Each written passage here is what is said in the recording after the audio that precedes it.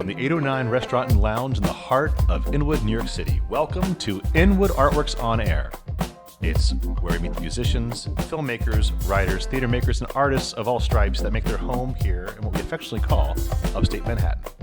I'm your host, Aaron Sims, and today we welcome filmmaker and nonfiction storyteller, Brian Miller. His home base out in New York City, Brian focuses primarily on creating short-form video content, documentaries, commercials, branded content, and promos. Working in the roles of producer, shooter, and editor, his work has taken him from Ghana to Japan to Costa Rica, telling stories for a variety of individuals and organizations along the way, including GE, Unilever, McDonalds, Vogue, and Johnson & Johnson. Along with the freelance clients, Brian works with Columbia University's School of International and Public Affairs to create promotional and editorial content for the school. He has a particular interest in telling stories that highlight our human potential. Brian has also recently worked as DP and producer on several short narrative films based here in Inwood and its surrounding area. He is also among the recipients of the 2020 Inwood Film Festival Filmmaker Fund Award. We're going to talk to him about that and so much more. But first, let me welcome you, Brian, to Inwood Artworks On Air. Nice to see you. You too. Good to meet you in person, finally. Yeah. It's amazing how you can, know somebody virtually, but never really know them. I know. You got a great radio voice, by the way. Well, thank you. I have a face for it, too, so does my mother. Seriously, how you been?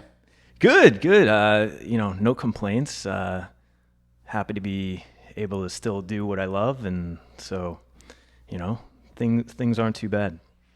Awesome. Well, we do appreciate you being here in person because, to kind of bridge off what Brian said earlier, is that I met him during the pandemic when he got his award for being a filmmaker. And normally we would do an event in person. We would gather everyone and introduce everyone like we did actually 2 years ago down the street when we gave out the awards the first time to our first class, if you will, 2019, and we were to celebrate them, and that didn't happen last year, and so we did this thing called Zoom that kind of was just this corporate industrial tool that all of a sudden went ubiquitous with everyone in the world, and everyone had a steep learning curve on what webinars were.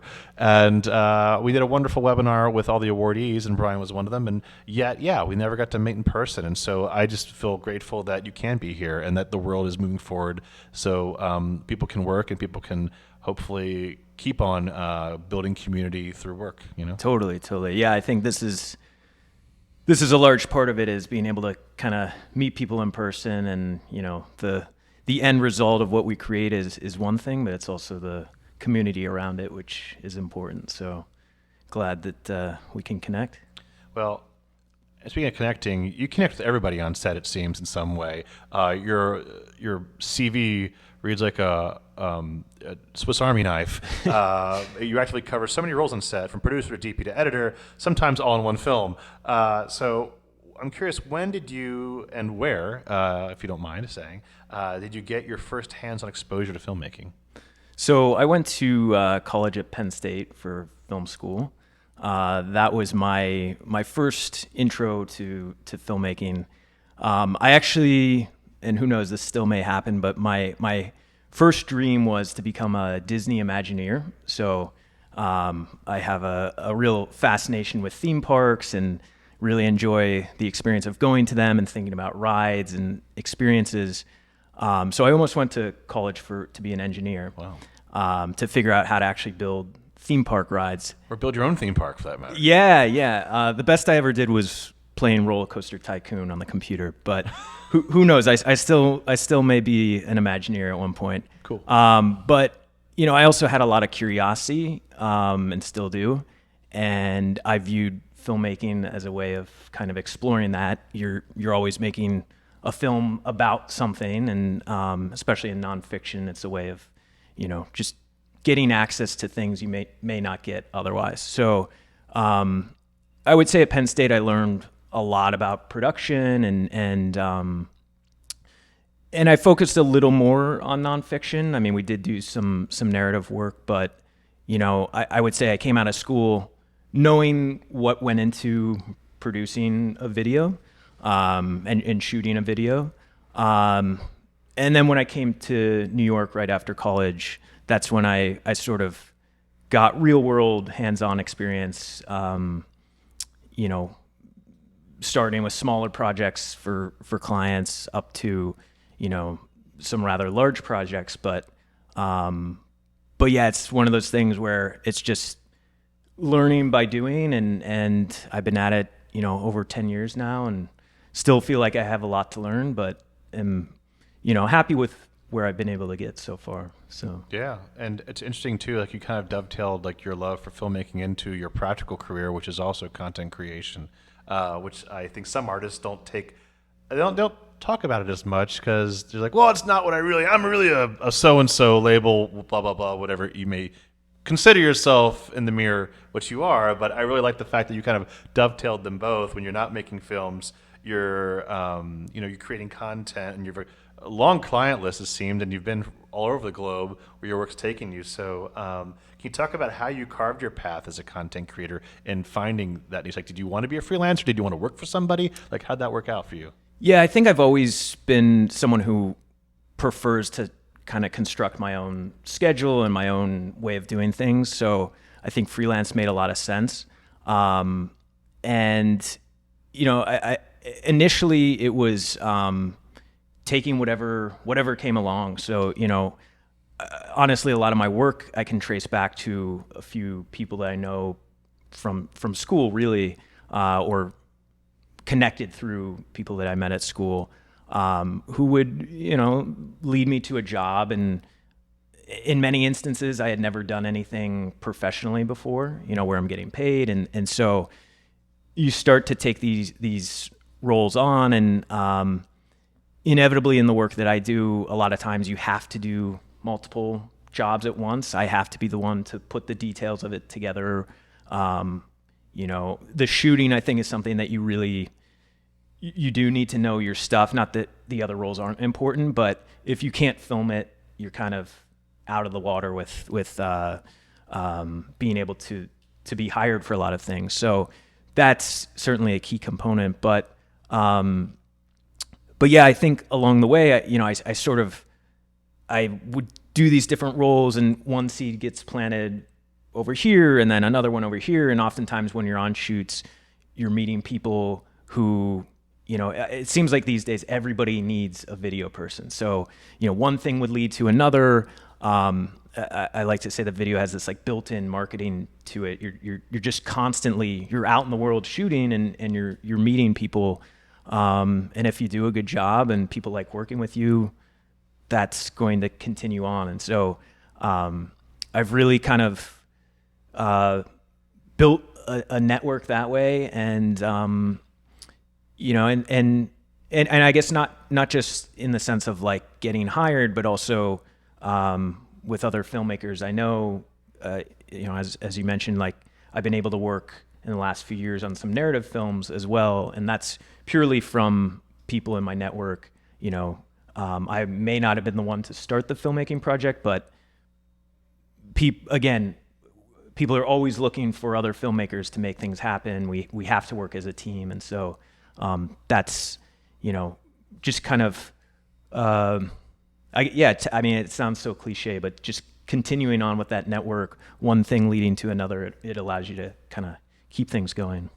Well, I think what you said there perfectly dovetails. And also another thing I was going to say to you is that, you know, creating that community through filmmaking is something that I find, well, heck, I built a company on it. And it's not just filmmaking, obviously, because Inwood Art works. There's film, there's stage, there's music, there's visual arts involved. And, you know, the more the merrier, whatever else people do. But at the core, it's all about using art as a platform to bring people together. Yes. And I really like the fact that you work with a lot of collaborators over and over again, and they recommend you, and going in and out of a circle and start other circles. And you work with their group of collaborators, and you know that work. Yes, sure, work, but it's great to be able to choose your collaborators, right? Totally. And many of them live locally too, which is pretty cool. Yep. Yeah, I mean, I consider myself incredibly lucky in my work. In almost every instance, I've been able to work with friends on projects, which, I mean, in any job you might do, anytime you can work with your friends. But then on top of that, the work that we're doing is, you know, we're hustling to do creative things. And so that doesn't, that's not something that I overlook or take for granted. The fact that, the process of doing this with people that you love, it's pretty good. So yeah. So tell us about something that you love. Your latest film, Giant. Yeah. Your film. Yeah. So Giant, and I have to share the spotlight. So one of the main people I collaborate with is a longtime friend of mine, Dylan Ticillo, who has been involved in Inwood arts projects before. And so Dylan and I have worked in a professional sense, but also get to do some narrative stuff every once in a while. And so Dylan wrote the script for Giant, and it's a sci-fi sort of special effects film, which is unique for a short film project. Fairly ambitious, I think, considering budget limitations and time. I've never heard anyone say budget unlimitations. Yeah, that's unless you're going to go work for Disney and do Imagineering. Right. There's always going to be the word. It's just people should say there's a budget because there's always going to be a cap, right? Yeah. I've never heard someone say, "Oh, you gave me too much money." Yeah. That would be a nice problem to have right? at some point. But your point is well taken, though. I just love that phrase you said. Yeah, but it's well taken. It's like there's only a certain amount of money to go around everywhere. Yeah. And you do the best with what you can, and we're grateful to have the grant from this past year. But yeah, Giant is a film about a girl who moves to this small town, and she's somewhat isolated. But in moving to this small town, she kind of comes to befriend this giant man, and so you have to watch the film to find out more. But good spoiler: there is a giant in the film. Okay. Well, it's aptly titled, folks. Yeah. But yeah, Dylan's doing the special effects on it, and we actually we finished filming late this summer, so we were able to over the course of several shoots get the production in the can, which was key. That's what I was wondering. It's like it's a story everyone has to tell during this time about their work, and it's like the work, even though it's a narrative film, the creation of the story is a documentary for your lives in many senses, because you always remember what you went through to make this film. Yeah. And so would you mind just reflecting for a moment with us on how, like, where were you when you're like, okay, well, we're going to get going in March and like do this and this, like, where were you going into the pandemic, and then how it, and did maybe just, if curious, does the film as it stands now going into special effects resemble the film you set out to make? Yeah. Well, when you were saying that, I'm blanking on the name of that documentary about the Francis Ford or Apocalypse Now. There was a documentary about the awful making of that, right? Like the awful process. Yeah. Ours wasn't quite that bad. Things didn't go so wrong. Just bad. No, yeah. Yeah. No, it was. He nervously laughs, going, "I shouldn't tell him this. He gave us money." Yeah. But it's okay. Everyone had a rough year. Yeah. Obviously, it probably took longer than it would have without a pandemic. There's enough that goes into the pre-production that whether there's a pandemic or not is going to be able to happen, and so we were able to do a lot of that last year. Casting the actors, figuring out locations, doing some tests on the special effects, which again, that's more something that Dylan knows, and I'm sort of trusting that he can execute, which I have full confidence he can. But a lot of that was pandemic time, I would say. And then, honestly, I think once everyone got vaccinated and the spring hit, things kind of, I don't want to say they were back to normal for what our normal process would be. There were still things that we had to be extra cautious of, considerations that we may not have had on set previously. But by late spring, early summer, the film was outside by design. It was meant to be shot in a more simple way. I mean, there really wasn't. That's helpful. Yeah, it's super helpful. There wasn't a lot of indoor scenes. There was a little bit, but I mean, by nature, we were able to kind of. You weren't shoot doing it. Ben-Hur. We decided not to. We scratched that. But and then the I guess the other thing is the film. The script changed a little bit, but it remains fairly intact from what the original vision was. So, still definitely special effects driven. Awesome. Yeah. Well, if that isn't intent, wet your whistle, folks, to go check this movie out. I don't know what. Well, I'm so thrilled about it. I do know the story because I read the screenplay, but and maybe you'll make it available afterwards. I don't know. But maybe on the Giant website, something like that. Yes. The pre and post pandemic screenplays and how they changed.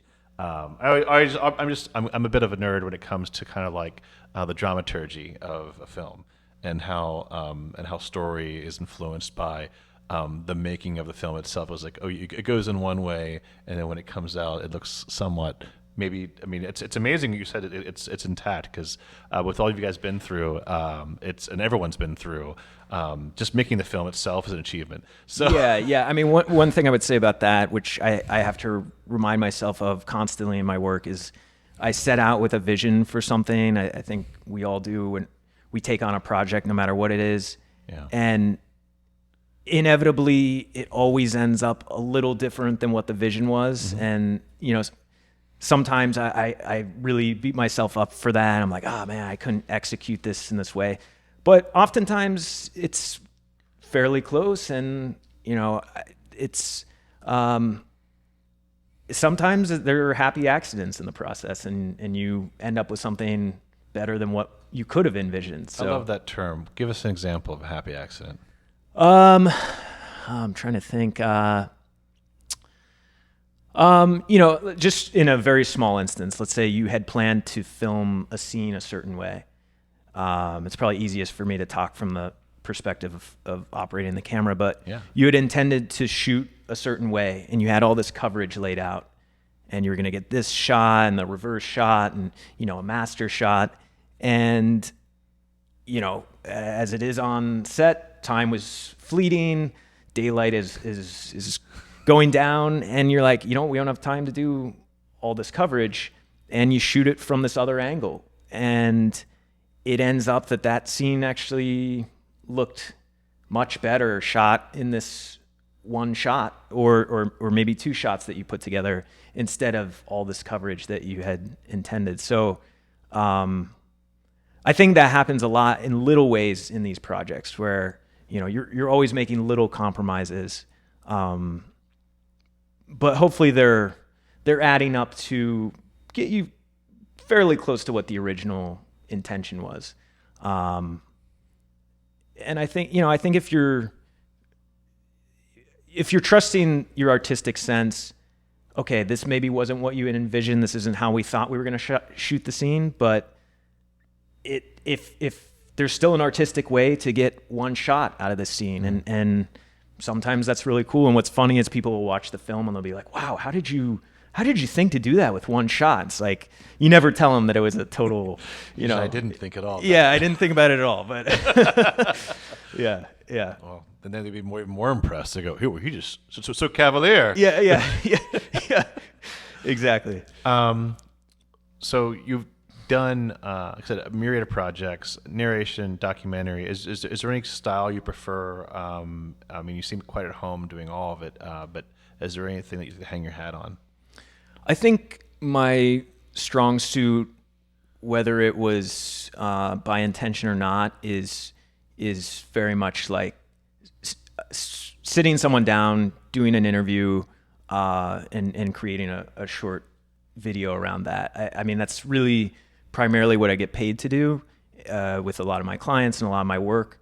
I think I'm a natural question asker, so I have natural curiosity, and so that, and that's part of what you need to get the sound bites to make the video. And so I would say that's sort of what I make a living on, and that's probably what I feel most comfortable doing.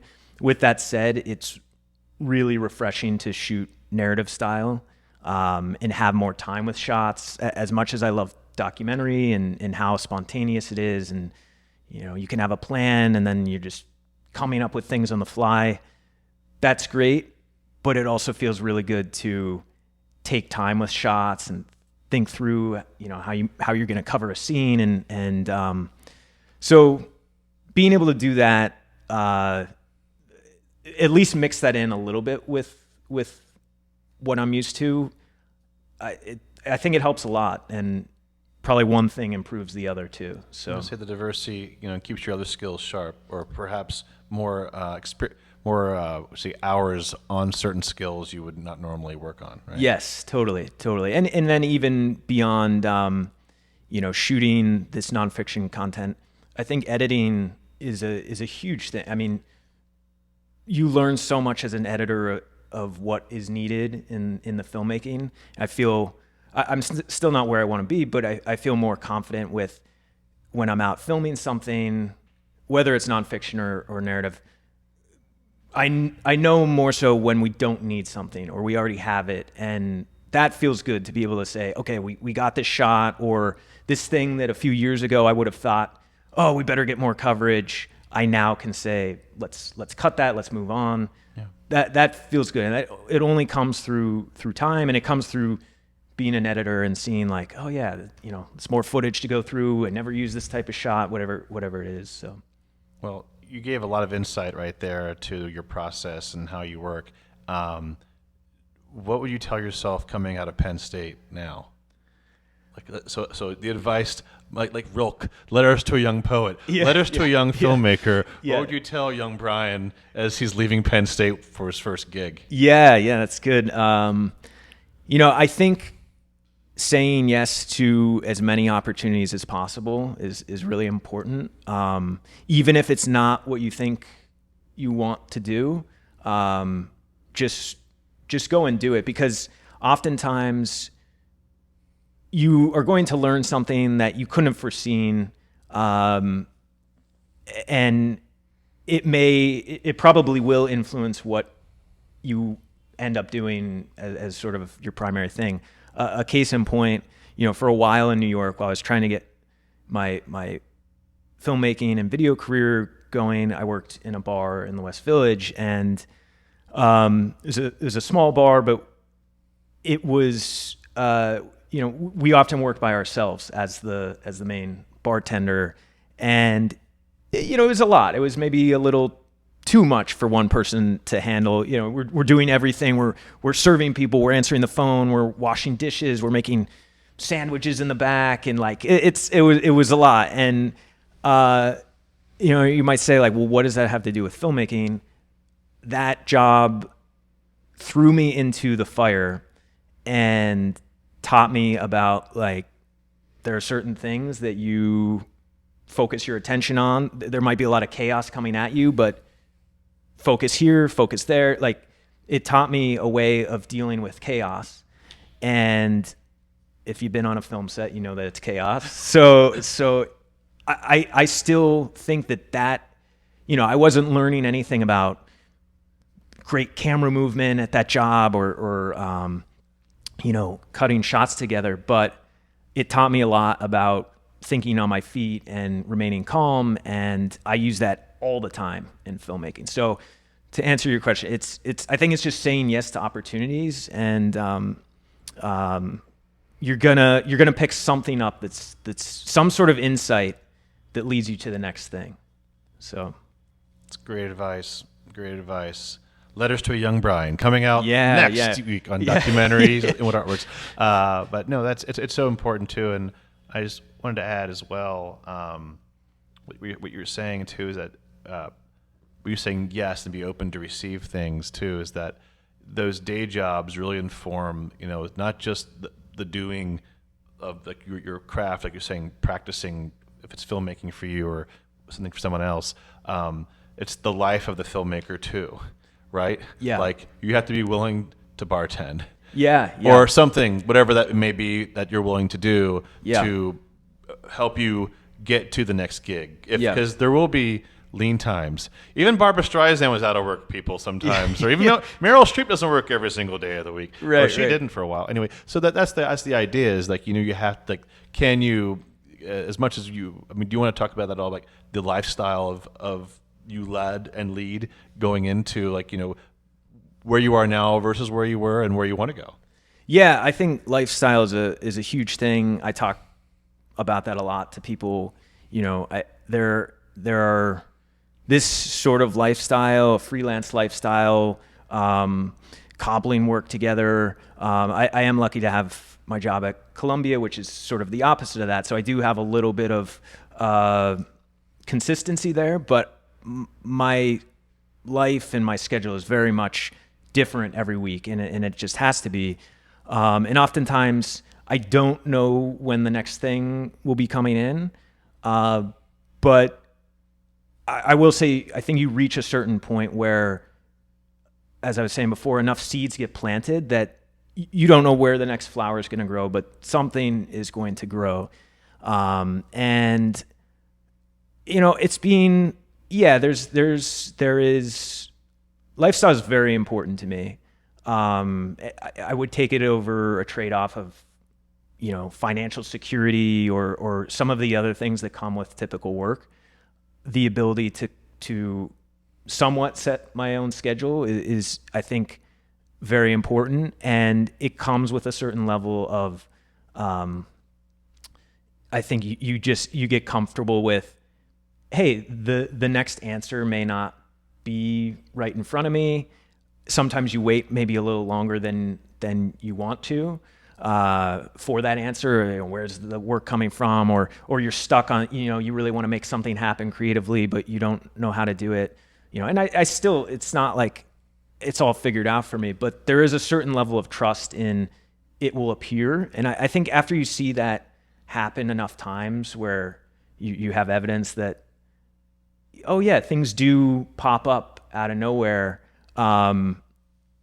I think then you can kind of take some comfort in that, and then you get to really enjoy the aspects of that creative lifestyle. I also think there's this element where the universe knows when you have the capacity to take something on. So oftentimes we're like, oh, I want this work or I want this thing. But realistically, there's probably something else that you need to deal with first before those jobs, come in, or that work comes in, or someone says, hey, can you shoot my film? There's probably something else that you need to do before that happens, whether that's like, go film something on maybe you're not ready to shoot that film. Maybe you need to go, practice a certain style of shots, or I've just seen, I know that's somewhat theoretical, but I've seen so many times the universe present something once it seems someone has the capacity to take it on. So trusting that is, I think it takes a few instances to happen, but I've found it to be true for myself and others as well. And when you have that experience too, once you keep on gaining experience, you may not be at a place to recognize you have the capacity until a certain time happens. Yes. It may pass you. It may be there right staring at the face, and you don't even see it because you're not at that place yet. Totally. Or you're beyond it. You said that was me, but not right now, because you said, to use your metaphor, it's like you have other flowers you're harvesting coming up, and you're like, well, this is looking really good over here, and so I've already done that. I like doing that, but perhaps want to put my time and energy in something else, right? Totally. Yeah. And I mean, I think that's, for me, that's something, there's maybe a part of the garden over here that's growing really well, but, I should water some other parts of the garden and get some other, get some tomatoes growing here, and Can't wait till your Brian's victory garden. Yeah, is gonna be next. Get something edible here. There you go. Yeah. There you go. But I think that's great though, and I think that just to tie it into the question is that it's about that leisure time, like to be able to choose. It is not so leisurely to not having the ability to choose. Yeah. When you are hard for cash, or if your health's not well, or whatever issue you may be, or you have a job, like you said, it's very important to you to have the flexibility to do many different things and pivot and take on projects as they come along. If you're working and there's nothing wrong with it, and many people do it. If you have a steady job because you desire that security, or in whichever way, it's wonderful. You just have to make certain compromises in other aspects of your life, including your creative life. Yeah. I don't know where this fits in all this exactly, but there is very much something with creative work about doing it first, especially if it's something you want to get paid for. Find a way to do it first. And I think, I can speak more so to film than maybe some other mediums, but I can imagine with music or writing or artwork, maybe it's even easier to just go and do it.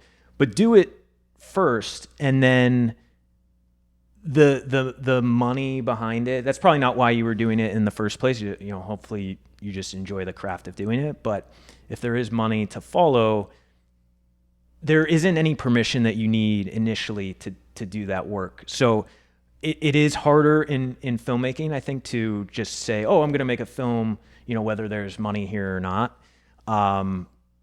But do the best you can to get as close to that as possible, because there's something in like just getting it out there. Like, say you want to shoot commercials, shoot a spec commercial. And there's evidence I could even give myself. If I want to be shooting more commercials, shoot a spec commercial. Find the way to do that. And that might involve an investment of your own money to do that. But once you do that and you put that out there and you have this piece, you've shot a commercial. You don't need someone to come along and ask for you to make one. You already have made one, and you learn something in that process of making it. And so that's part of what I mean with like the universe now says, oh, Brian makes these types of commercials. Now sort of the door is open for more of that to come in. But no one came to me and said, hey, you make a commercial and then we'll give you more of this. I think it's self-generated. So I've seen that to be true, where you got to go and do it, find a way to do it, and more of it will come. Put yourself in a place to succeed, people. Yeah. Sounds good. Yeah. Well, Brian, I could talk to you forever about putting yourself in a place to succeed, but I think you're already there. So it'd be a very short conversation, though. So thank you so much for being here today.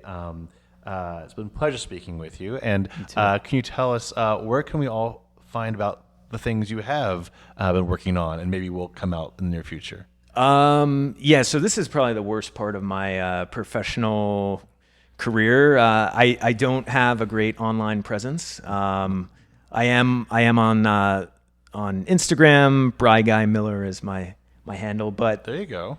But I actually I have a pretty low profile online.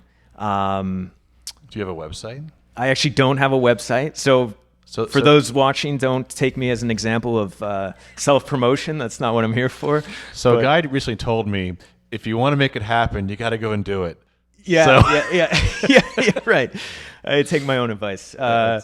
But yeah, I maybe by the time you watch this, my website will be constructed. So. Hey, you never know. But listen, for the working man, your work gets out there some which way. So if you want to stay in touch or follow Brian, you can check his Instagram page out. Okay, folks. So follow him there. So Brian, it's been a pleasure speaking with you. Thanks so much for taking the time of your busy day to being here with us, and look forward to seeing Giant. Thanks for having me. You bet. Good to be here. So thanks to Brian Miller for joining me on this Artist Spotlight edition of Inwood Artworks On Air. It's where we meet the musicians, filmmakers, writers, theater makers, and artists of all stripes that make their home here in Upper Manhattan. If you have a moment, please show us some love right now and rate and review this podcast on Apple Podcasts. It really does help us. Many thanks to 809 Restaurant and Lounge here on Dyckman Street for their support, and thanks to Janine McAdam and HighSites.com for Uptown promotional support. Be sure to follow us on social media at Inwood Artworks to keep up with all that we do, which includes the Inwood Film Festival, Filmworks Al Fresco, pop-up art galleries, and much, much more. You can support On Air and all of our programming by making a tax-free donation at inwoodartworks.nyc/donate. This program is in part supported by public funds from the New York City Department of Cultural Affairs in partnership with City Council. From the top of Manhattan and the bottom of our hearts, thank you so much for tuning in today. My name is Aaron Sims for Inwood Artworks On Air.